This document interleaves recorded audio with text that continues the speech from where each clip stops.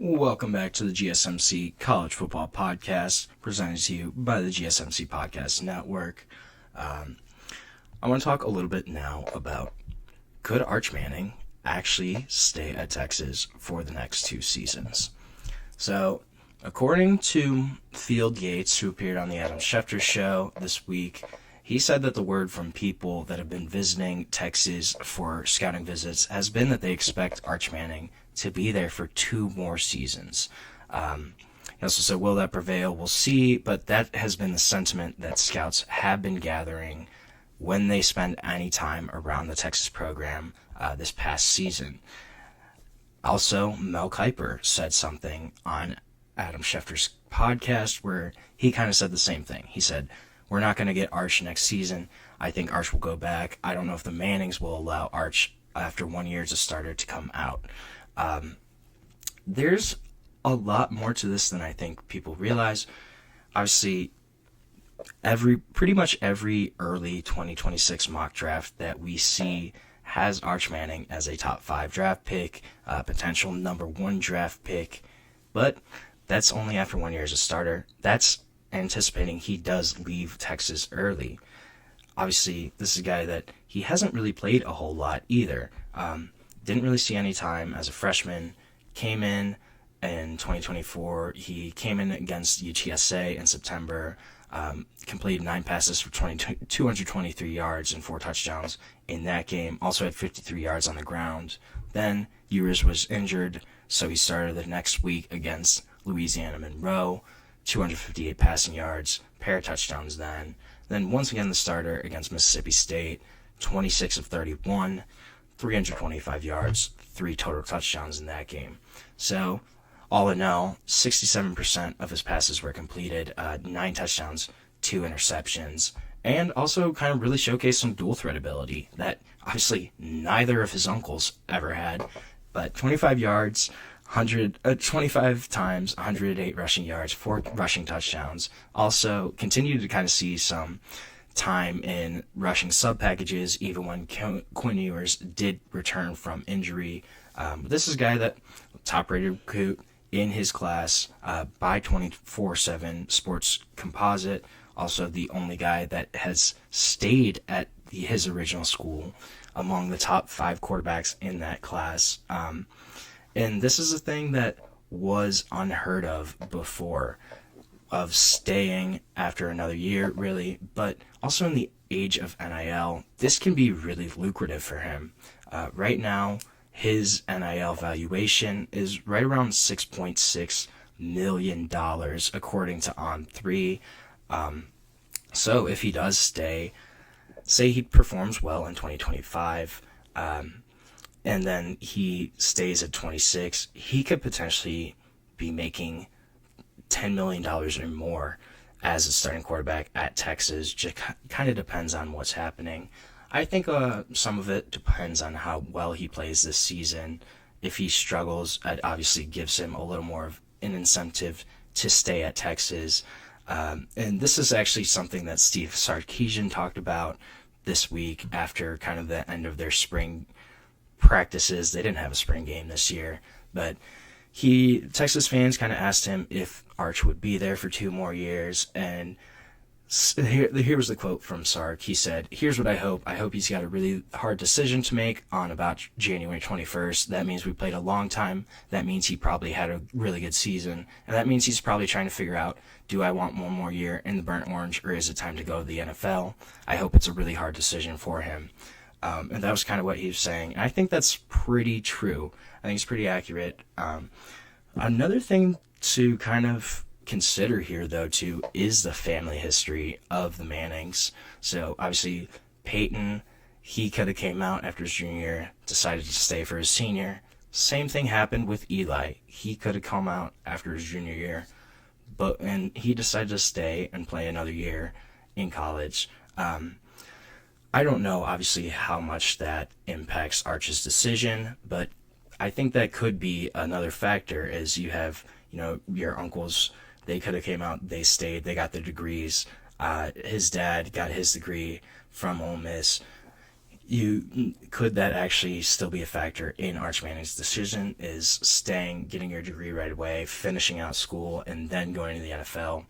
I think that is potentially a factor. I don't know if that's as big of a thing. That I think it's kind of being overblown in the media of that Manning family legacy.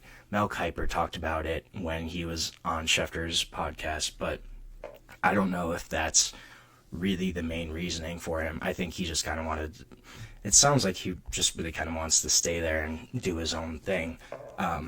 Then you just got to look at, he has only ever played 260 snaps in his 2 years at Texas. So if you compare that, Ewers last year had 900 snaps, 2,300 in his college career. So even if Arch Manning hits 1,300 snaps this year, takes Texas to a national championship appearance, kind of in a hypothetical scenario, his resume would still be a lot shorter. The experience he'd have would still be a lot shorter than most of the other quarterbacks that came out. Obviously, Jackson Dart, 3,100 career snaps. Cam Ward, 2,500 career snaps. And then on the really high end, if you look at like Dylan Gabriel, who basically was a 5 or 6 year starter, he had 4,500 snaps. But this is a guy that doesn't have a lot of experience, is, I think, going to be a really great quarterback in the NFL. Well, in college first. We're going to have to wait and see what he does for Texas this upcoming season. He is going to lose a couple guys on the outside, losing Matthew Golden, losing Isaiah Bond, losing Gunnar Helm. But you have Ryan Wingo still. You bring in Mosley from Stanford. You bring in Jack Endries. So there's still options here for Arch. But obviously Sark said this too. He's like, Arch is a great player, but let's not get ahead of ourselves. We still haven't really seen him play. He's like, let's just give this kid the opportunity of what he wanted to be, the Texas starting quarterback, and just let him do what he did. Apparently, he said it was a lifelong dream for Arch to be the Texas quarterback. He was talking about how there's been videos and pictures of Arch as a little kid wearing a Longhorn jersey, talking about wanting to play for Texas. And now it is finally his time to do that. It's finally his time to take over, fulfill that dream, become the quarterback at Texas. And I don't know if he wants to just stay 1 year.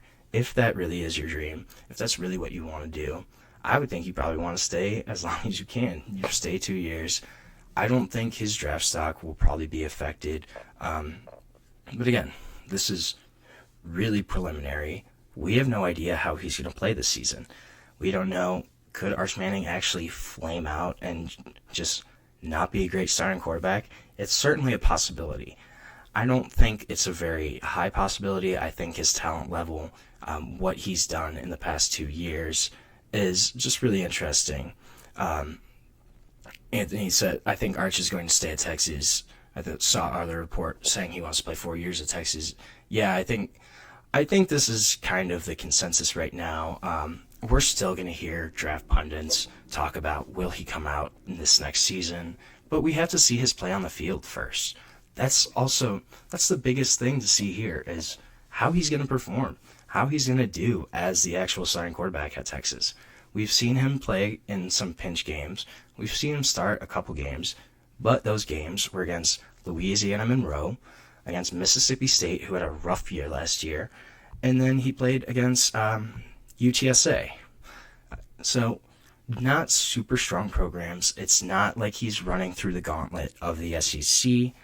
It's going to be a big challenge, big difference of stepping into the starting role and having to go through the entire conference and having to be the guy all the time. Obviously, he's been used to having eyes on him throughout his entire life, right? That just comes with the Manning last name. That comes with who his uncles are, who his grandfather is. And I don't know if, I wonder, that 2026 quarterback class is also going to be really solid. I think you have Drew Aller, you have Cade Klubnik, you have Lenore Sellers, you have Garrett Nussmeier, and And those are just the guys off the top of my head that could potentially be first-round picks. I agree. I don't think it's fair that you can say he's the number one quarterback in the 2026 class just because you haven't seen him play at all, really. And when you compare him to those other guys, Drew Aller has been a 3-year starter. Garrett Nussmeier threw for 4,000 yards last year. Lenore Sellers started all last season, had a really great season of just flashes, led South Carolina to 9 wins. We haven't seen Arch Manning do anything like that yet. So I think it is projection to, Carson Beck too. Carson Beck had a really solid career. Georgia is going to step into a new role at Miami, and in a high-powered offensive scheme, could produce a lot. There's a lot of guys that could potentially be first-round quarterbacks in this upcoming year. I think that draft class is a lot more impressive than this past year's. And I do think it's unfair to say that Arch is the number one quarterback in this upcoming class because we haven't seen him do it, and we've seen other guys have more production right now. But the pressure is going to be on him right away.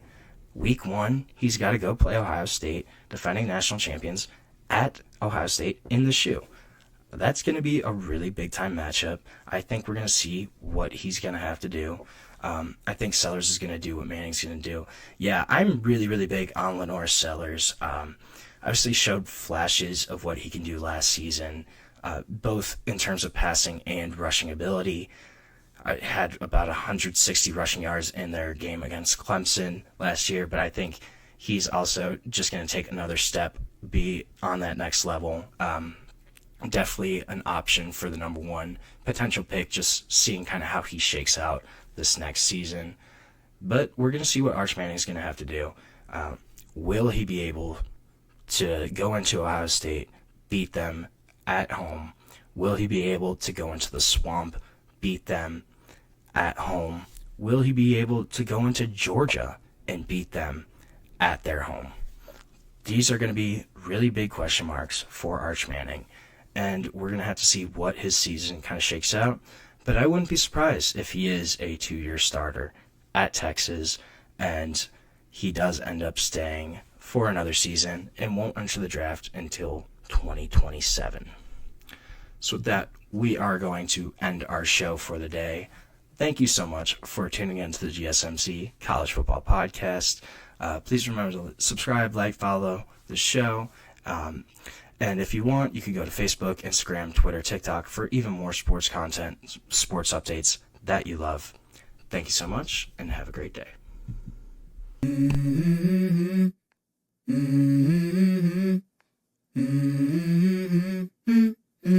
Let's go. I wake up to a little bit of drool on my pillow, feel like it's gonna be a bad day. Yeah, I'm tired of shit, and the coffee ain't hit yet, damn, ain't that great. I don't wanna go to